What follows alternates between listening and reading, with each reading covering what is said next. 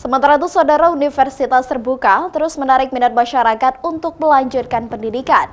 Apalagi banyak kemudahan yang diberikan, selain uang kuliah relatif murah, juga tersedia kuliah full daring. Universitas Terbuka Aceh terus melakukan sosialisasi kepada masyarakat akan pentingnya pendidikan, di mana saat ini Universitas Terbuka Aceh menargetkan anak Aceh harus sarjana. Dengan kemudahan dan fasilitas yang diberikan, diharapkan banyak masyarakat yang tertarik untuk melanjutkan pendidikan di Universitas Terbuka. Apalagi saat ini Universitas Terbuka tidak membatasi usia mereka yang ingin berkuliah kembali, baik yang sudah bekerja maupun yang belum bekerja.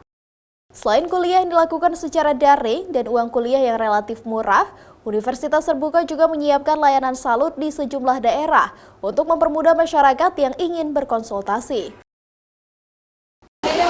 Jadi pada hari ini kita meresmikan salut, ini sesuai dengan keputusan atau sesuai dengan komitmen pimpinan di pusat bahwasanya UT itu milik semua. Jadi ada masyarakat kita yang masih harus dilayani secara manual.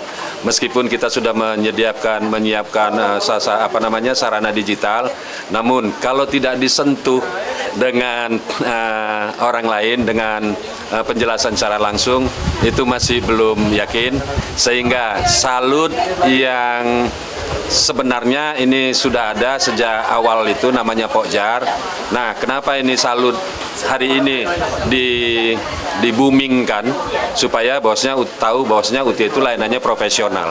Kalau yang Pokjar kemarin masih tradisional, nah setelah salut kami berharap itu profesional sehingga daya sentuhnya itu makin mengena ke masyarakat. Nantinya, salut atau sentra layanan Universitas Terbuka ini dapat dimanfaatkan oleh masyarakat untuk mendaftar perkuliahan, konsultasi, hingga kebutuhan lainnya yang menyangkut perkuliahan. Syahril, Kompas TV, Banda Aceh.